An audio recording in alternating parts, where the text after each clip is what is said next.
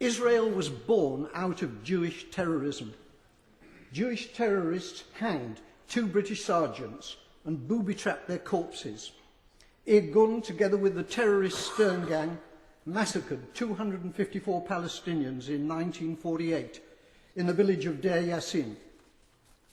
Today, the present Israeli government indicate that they will be willing, in circumstances acceptable to them, to negotiate with the Palestinian President Abbas of Fatah.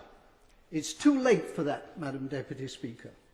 They could have negotiated with Fatah's previous leader, Yasser Arafat, who was a friend of mine. Instead, they besieged him in a bunker in Ramallah, where I visited him.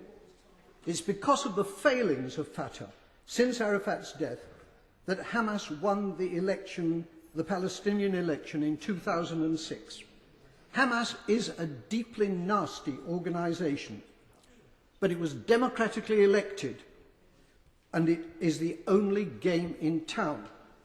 The boycotting of Hamas, including by our own government, has been a culpable error from which dreadful consequences have followed. The great Israeli Foreign Minister Abba Eban, with whom I campaigned for peace on many platforms, said, "You make peace by talking to your enemies."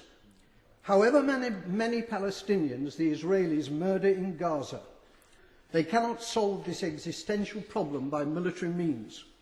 Whenever and however the fighting ends, there will still be 1.5 million Palestinians in Gaza and 2.5 million more Palestinians in the West Bank, who are treated like dirt by the Israelis, with hundreds of roadblocks and with the ghastly denizens of the illegal Jewish settlements harassing them as well. The time will come, not so long from now, when they will outnumber the Jewish population in Israel. It's time for our government to make clear to the Israeli government that its conduct and policies are unacceptable, and to impose a total arms ban on Israel. It is time for peace, but real peace, not the solution by conquest, which is the Israelis' real goal, but which is impossible for them to achieve. They're not simply war criminals, they're